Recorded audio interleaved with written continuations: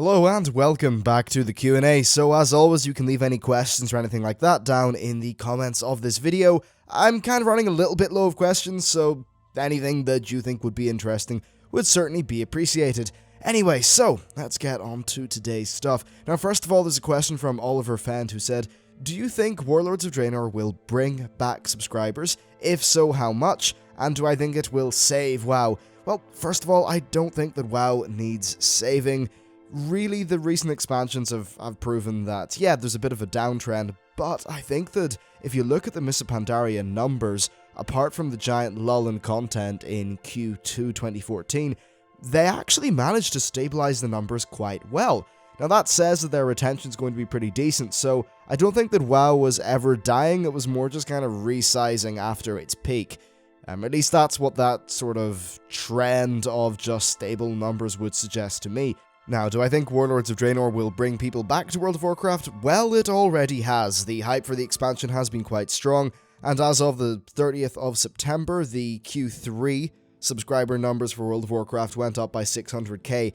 That's not even including the really important announcement that Mists of Pandaria has already been added to the World of Warcraft battle chest. That's really good. You see, they usually wait a little bit more to add the prior expansion into the battle chest. They've done it instantly, and you can now get into the base World of Warcraft game, and then get everything up to Mists of Pandaria for a total of £10 or $20. That is a hell of a good deal, and it's certainly going to convince people to come back, I think. It really does make sense that way. Though I've got to wonder, if you already have Wrath of the Lich King on your account, well, what do you buy then? I'm assuming you just buy the battle chest and that gets you up to speed.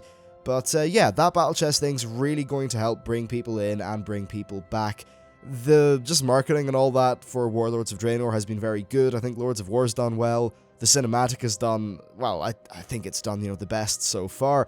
So on the whole, that stuff's been good, and we've already seen the 600k increase. However, of course, after the 30th of September, we've got October, in which not a great deal happened until the 14th. And of course, on the 14th, that's when patch 6.0 came out. Now, a lot of people are going to be jumping back into the game for patch 6.0, and then a lot of people are going to be getting back into the game for Warlords of Draenor, and then there will be people coming in with the battle chest. I think this means that the subscriber numbers are going to go up considerably for Q4 2014. I wouldn't be surprised if there is maybe another 600k, 1 million, maybe 1 and a bit million, 1.5, whatever. I have seen so many people say that they are thinking of getting back into the game now. I also think that Warlords of Draenor is going to review extremely well. It's really, in my opinion, got by far the best story, well, at least storytelling / questing experience of any of the World of Warcraft expansions. Okay, maybe I personally like some of the Lich King setting and lore just a tad more, but in terms of something that's, going out to reviewers, I think the questing's really going to impress people, and it certainly feels miles ahead of, say, WildStar. And honestly, I've got to say Guild Wars 2 as well. Even though Warlords of Draenor doesn't have the dynamic events that Guild Wars has, just the questing, in general in Guild Wars just kind of involves going around zones and doing things off a tick box? No, a tick box. They are probably two completely different things. Yeah, so I think the questing's going to do pretty well in terms of the review scores. Also, dungeons are going to do well. I think the raids are going to be as solid as always. And I'd say Ashran will also do well. Really, on the whole, I just think this expansion is going to have a lot of hype. It's going to be well reviewed. They've done intelligent things with the battle chest. And all these things just point towards Warlords of Draenor having a very strong launch. So yeah, maybe we could get back up to like 9 million or maybe 8 point something million if we were really pushing it. I think that could be good. Now, in terms of the period of time after the expansion launches, well, many of the patch 5.0 problems have been avoided, so I'd say the drop-off will be a little bit less than it was in Mists of Pandaria. You've got to remember that 5.0 happened, and then 2 months later 5.1 happened. I think the reason why there wasn't such a ginormous drop after 5.0 is because 5.1 came, that was new content, and really, it was a triage patch because 5.0 was such a bloody disaster for Blizzard. Though you saw that after that, the numbers really did drop off pretty quick. Now, what we do know is that in Mists of Pandaria, they did a pretty good job with providing lots of content. We got, 5.0, which was crap. We got 5.1, which was a good bit better. Then 5.2, 5.3, and 5.4, all within rapid-ish succession. You know, it was mainly a new raid tier every 6 months and then a patch in between. I think that worked out really well, and if they can keep that going throughout the course of Warlords of Draenor, then they're going to have extremely strong retention for the game, assuming they don't make any extremely stupid decisions, and I don't think they will.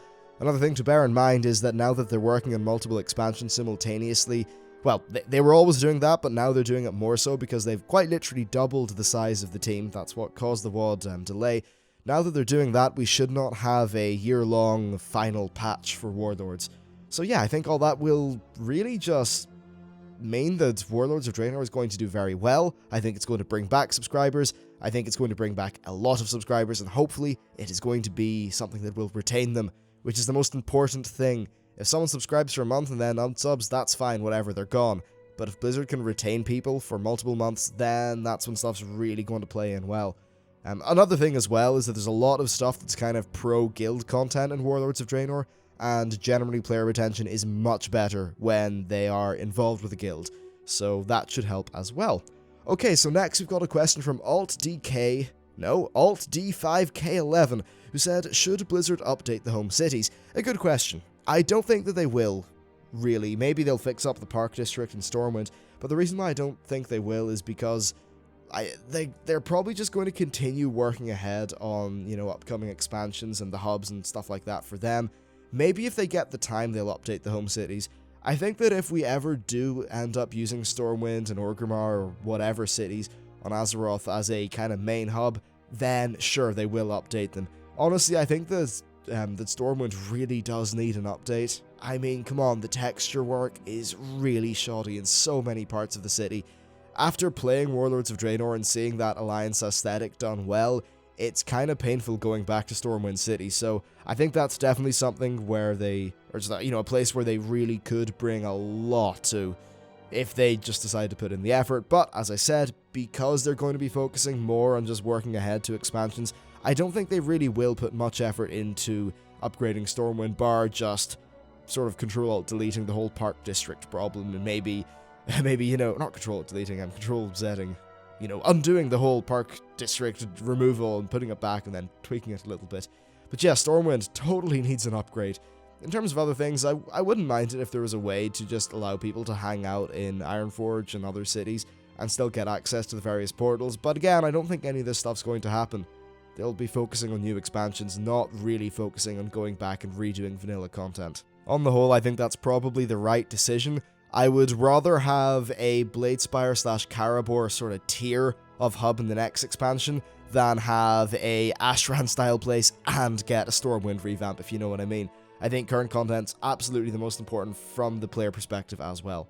Now moving on, we got a question from Wata Hedable, who asked essentially just about professions in the garrisons and how things are really going to work out. Well, essentially the way it's going to work is that the basic things, like say some crafted gear, the first tier of crafted gear, along with, you know, toys, maybe a bit of armor, like an armor enchant or some basic, even just, you know, raw enchants from the enchanter, they will be available via the garrison buildings without getting the profession. However, if you want to upgrade your crafted gear, you're going to need the relevant profession. If you want to unlock the best stuff, you'll need the profession. If you want, say, the profession-only mounts, like the, I think there's a leatherworking mount actually in Warlords, well, you'll need the profession. Now, the other thing about professions is that they do give you access to more of the daily cooldown resource per day, so obviously you're going to be able to build things a lot quicker if you have both the relevant garrison building and then the profession for your character that goes with that. Though overall, I'd say that yeah, there's a little bit of power kind of coming out of character professions and going into the garrison. They are giving a basic amount of profession functionality to essentially everyone, which is going to mean that people with professions will have, I think, relatively a little bit less power, but it still will be useful having professions. You know, they're going to give you access to the shiniest items, the best stuff. Like, you'll get all your basics from the garrisons, but if you really want to be making a lot of money in the auction house and just doing your best with professions, then you absolutely will need it on your character. Okay, so next we have a question from Enchi, who asked if we will be going to other parts of Draenor in subsequent expansions, for an example, the southern continent that has not been explained. Well, first of all, that southern continent has been explained. It is the main homeland of the Ogre Empire. But anyway, I do not think we will be going back to Draenor for any real reason. Honestly, I think it would be pretty bad for the lore of World of Warcraft. I mean, right, we're doing Draenor, that allows us to see some of the Warcraft's 1 and 2 characters, but other than that, why are we there? Well, you know, it was kind of conjured up out of nowhere so that we could see these cool characters and get a cool story. Now that that's happened, I think that it's just time to retire Draenor, after the expansion. Is there really any lore significance in going and fighting some random alternate universe ogres? I don't believe so, and I just don't think we're going to get a particularly interesting storyline there. Plus, we're already fighting those ogres in Highmaul, or at least a group of ogres from Draenor and Highmaul. I don't think it would be much fun if we were going and fighting them for a whole expansion. Yeah, that would kind of suck. And just in general, I think that once we are done with the Warlords of Draenor story, we should leave Draenor and never come back. Well, unless we're leveling up a new character, but you get my point. I want them in future expansions to start pushing the lore forward. They should be bringing back characters like Aurelia, Terulion, they should be bringing back the Titans, maybe getting some stuff going on with N'Zoth in the South Seas, and then also, of course, Sagaris and the Burning Legion. There's a lot of lore there, and I hope they just start moving it forward rather than taking diversionary expansions. You know, Cataclysm was a big old bit of lore, then Mop was a bit of a diversion, kind of, and, you know, well, less of a pre-established thing. And the same goes for Warlords of Draenor, so hopefully they just decide to start moving it forward now that they have got the team bigger and they're working on all these expansions and patches at the same time. I think that just means they'll be able to craft follow-up expansions that really flow well and have got a nice continuous story that just pushes forward the lore of the Warcraft franchise as a whole. So yeah, that's my answer to that, and that is it for the Q&A. If you've got any questions, be sure to leave them down in the comments. Thanks for watching, and I'll see you next time.